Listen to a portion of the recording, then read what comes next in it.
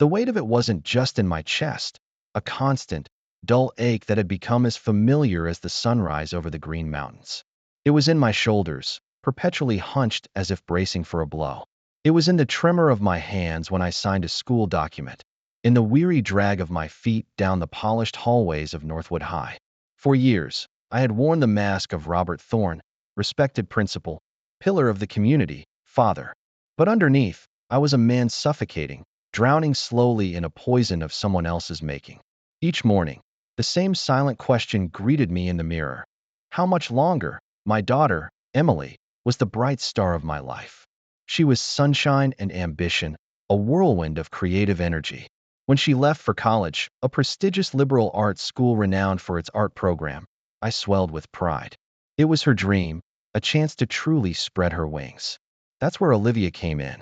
Olivia, Emily's roommate, a girl with eyes like a cat's, always watching, always calculating. I remembered meeting her during freshman move-in, a fleeting handshake, a polite smile that didn't quite reach her eyes. She seemed a little too polished, a little too keen, even then.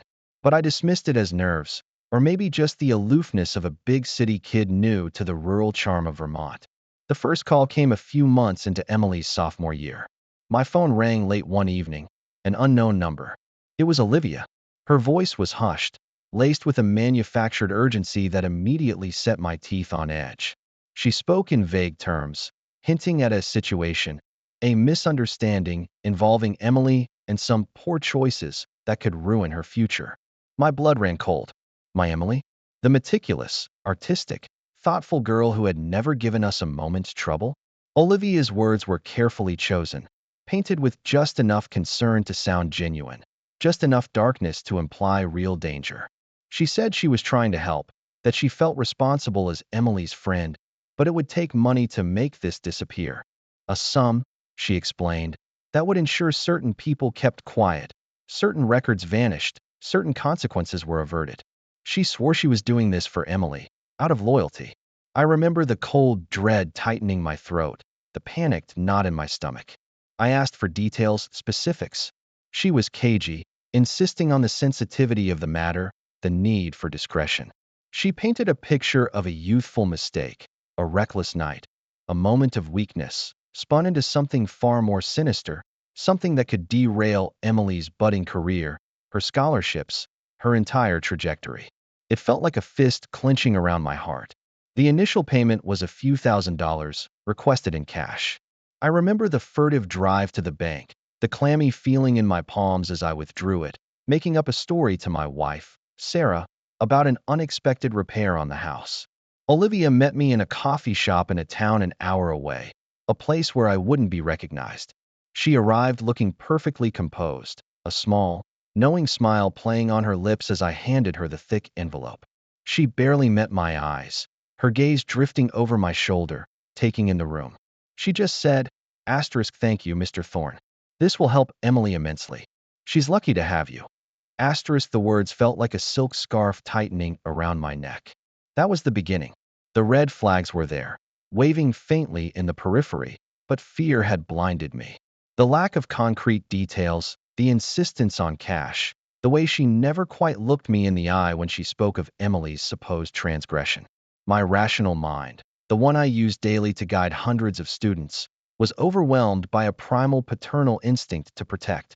I believed her because the alternative, that my daughter, my bright, innocent Emily, could be involved in something so damaging, was unthinkable. And because Olivia was so convincing in her portrayal of the helpful friend caught in a difficult situation. The calls started becoming more frequent, the sums larger, the demands more brazen. Each time, it was a new wrinkle, a new person who needed to be paid off, a new threat emerging from the shadows. She would call late at night, her voice a soft, insistent whisper, detailing new developments that required immediate financial intervention. Mr. Thorne, there's been a complication. One of the parties involved is asking for more. We have to keep this quiet, for Emily's sake. I heard whispers from the university. Someone's digging. It's critical we act now. Each time, she leveraged my deepest fear, the destruction of Emily's future. I became a ghost in my own life. My days were spent teaching and administrating, projecting an air of calm authority. My nights were consumed by anxiety, by the grinding calculations of how to make the next payment without Sarah noticing. I started taking extra shifts during the summer, inventing fictional projects, dipping into our savings, delaying repairs on our old farmhouse, all while telling Sarah it was prudent saving. The lies, small at first, grew into a tangled web that suffocated me. My appetite dwindled. Sleep became a battlefield of restless thoughts and recurring nightmares where Emily was being publicly shamed, her face distorted in agony. I felt a constant tremor in my hands, a buzzing in my ears. I aged 10 years and 3. The joy I once found in simple things, a quiet evening with Sarah, tending my garden, reading a good book, evaporated. Everything was tainted by the knowledge that I was living a double life, a prisoner to Olivia's shadowy demands. I was always waiting for the next call, the next casual text, the next veiled threat. The psychological pressure was immense. Olivia, through her carefully crafted narrative, had convinced me that Emily had done something truly terrible. Not criminal, perhaps, but certainly scandalous, something that would disqualify her from scholarships, ruin her reputation, haunt her for life. I started to look at Emily differently, with a subtle ache of disappointment and a gnawing fear for her future. When she called home, vibrant and full of life, talking about her art projects and her friends, I couldn't fully appreciate her joy. A part of me was always wondering, is this a facade? Is she truly okay? Or is she just good at hiding the guilt of what she did? I remember one particularly devastating conversation with Emily. She was talking about an internship opportunity at a prestigious gallery in New York City, her voice bubbling with excitement. My heart sank. New York, a big city, more exposure, more scrutiny. What if her secret came out there? What if Olivia's silence couldn't be bought forever and the past followed her? I, unknowingly, became Olivia's proxy. I subtly tried to discourage her, suggesting that maybe she should consider something closer to home, something less public, less competitive. I told her the gallery scene was cutthroat, that maybe it was too much too soon. Emily looked at me, bewildered, her usual sparkle dimming. Dad, I thought you'd be happy for me. The look in her eyes, a flicker of hurt and confusion, pierced me. I backtracked clumsily, my stomach churning with guilt. But the damage was done. I had unknowingly chipped away at her confidence, all because of a lie Olivia had planted in my mind. Olivia's tactics were insidious. She'd send cryptic emails from burner accounts, sometimes a screenshot of a news article about a college scandal that bore a vague resemblance to her fabricated story, just enough to reignite my panic. She never explicitly threatened me, not really. It was always couched in terms of Emily's well-being, her reputation, what we need to do to protect her. It was psychological warfare, expertly waged. I was her puppet, dancing to the tune of her greed and manipulation, convinced I was protecting my daughter when, in reality, I was enabling her tormentor and unknowingly hurting Emily in a different way. One rainy Saturday morning, I was finally tackling the mountain of old boxes in the attic. Sarah had been gently nagging me for months to clear out the clutter, particularly Emily's old things from college. Dust motes danced in the slivers of light cutting through the attic window as I rummaged through art supplies, textbooks, faded photos. In a box labeled Emily, freshman year, tucked beneath a stack of sketchbooks, I found it. A small, leather-bound journal. It wasn't the kind she showed off. This one was worn, its pages filled with her familiar looping script, sometimes scrawled frantically, other times neatly penned. I hadn't intended to read it, but a loose page fluttered out, dated around the time Olivia had first contacted me. My eyes caught a name, Olivia, and then a sentence. I can't believe Olivia would do something like this to Sarah. Sarah was Emily's best friend from high school, also attending the same college, but a year ahead. My heart began to pound a frantic rhythm against my ribs. I sat down, cross-legged on the dusty floor, and started to read. It wasn't a confession of a terrible secret. It was a raw, unfiltered account of Emily's perspective during her freshman year. She wrote about Olivia's increasing jealousy of her friendship with Sarah, how Olivia had felt excluded. She detailed an incident where Olivia, fueled by alcohol and resentment, had fabricated a story about Emily and Sarah doing something reckless and irresponsible at a party, specifically to get Sarah in trouble with her stricter parents. Emily had been horrified, caught in the middle. She wrote about confronting Olivia, about the emotional manipulation Olivia used, how she twisted everything around, making Emily feel guilty for daring to question her. She told me I was being ungrateful, that I was choosing Sarah over her, that I was just as bad for not stopping her. There was no scandalous secret. No poor choice. CES, that would ruin her future. Only Olivia's petty vindictiveness and a carefully constructed web of lies designed to cause trouble for Sarah and isolate Emily. The incident Olivia had been blackmailing me over was a figment of her cruel imagination, an expertly crafted distortion of a college dorm squabble. The pieces clicked into place with a sickening thud. The vagueness, the cash payments, the insincere concern, the insidious pressure. It wasn't about protecting Emily.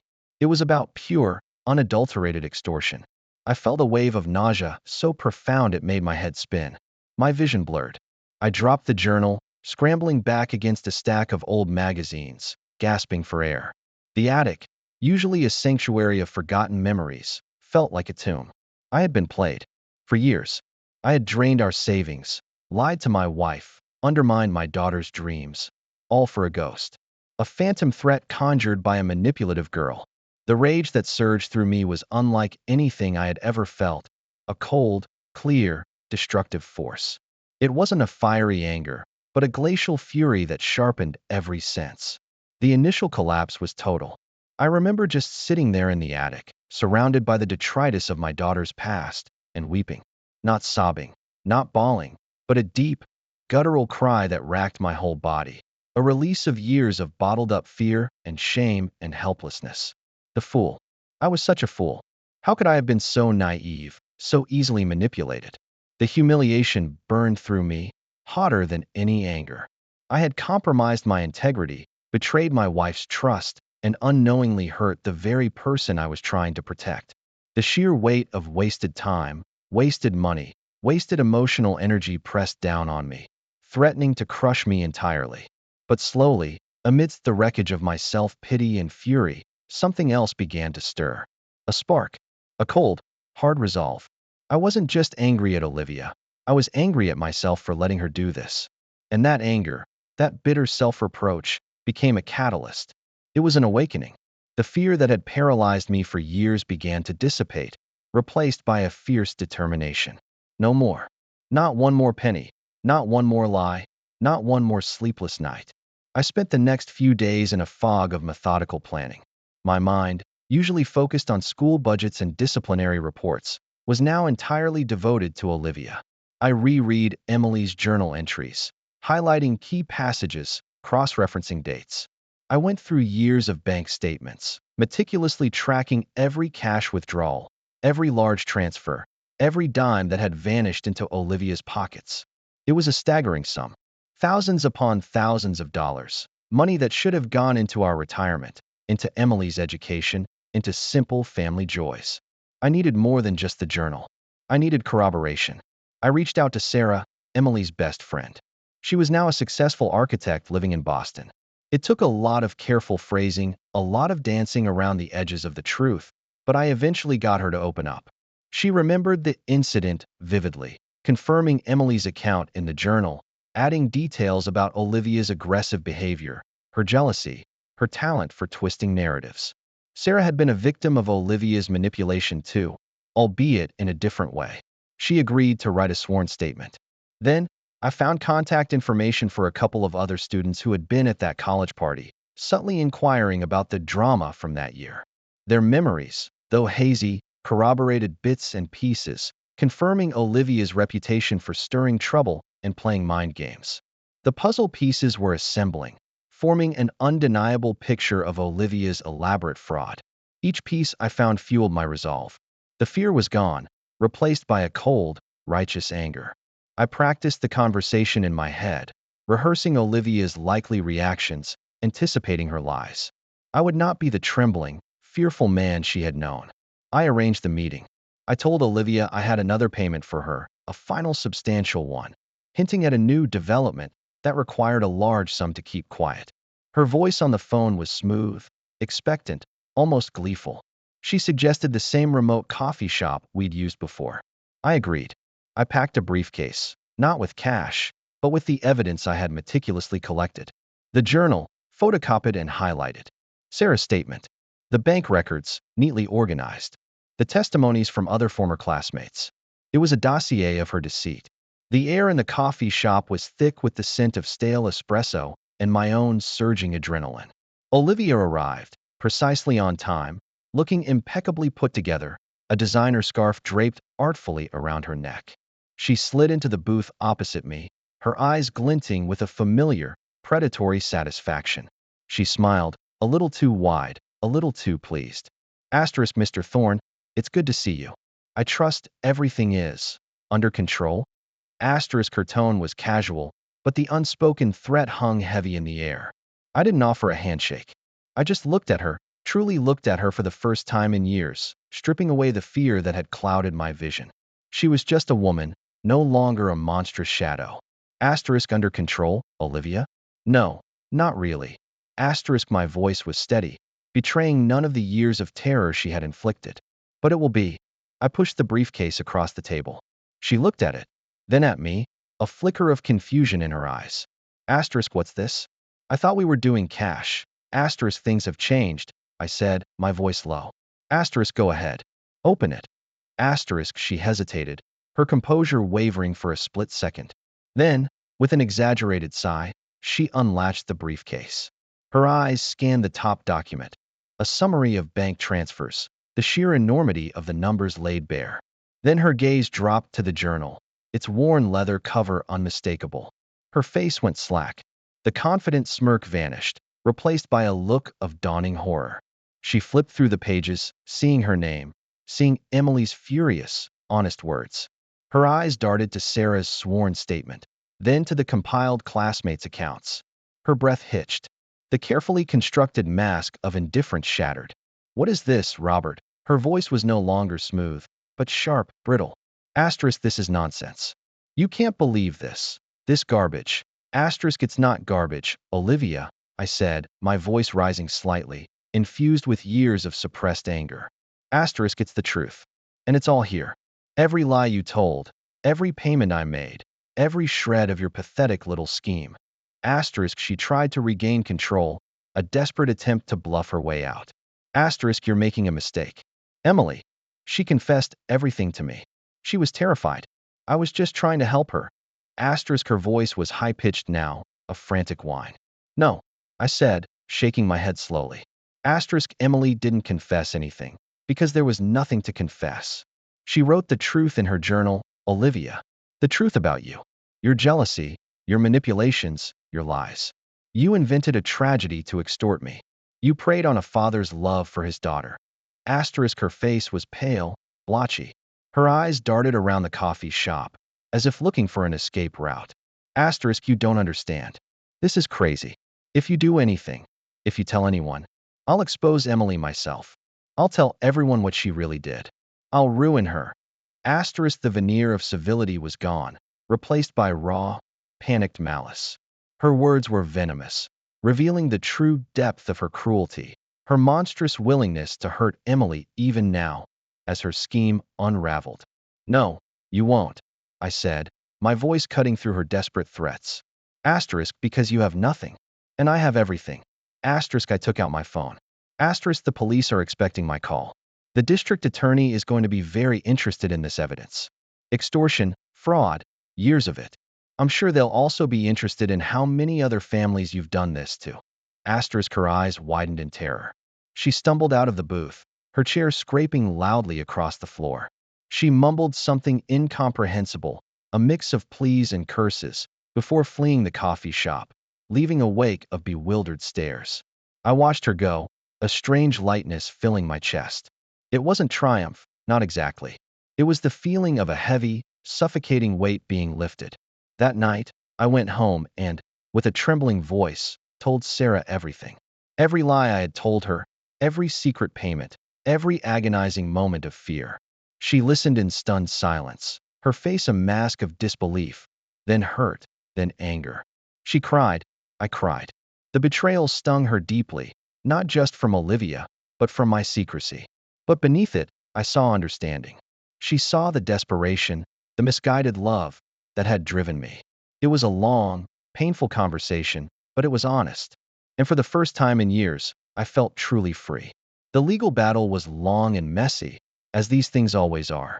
Olivia, predictable to the end, tried to deny everything, then twisted facts, then painted herself as the victim. But my evidence was overwhelming.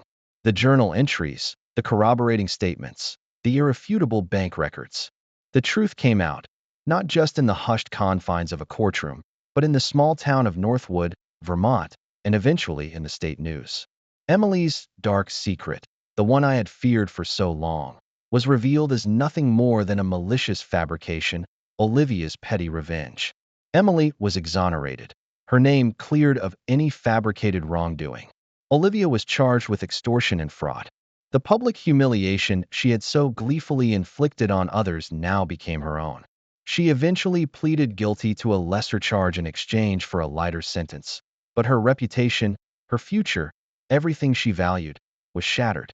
The healing, for me, was a slow, arduous process. The financial burden was gone, but the emotional scars remained. I had to learn to trust again, to let go of the ingrained paranoia. My relationship with Emily required careful rebuilding.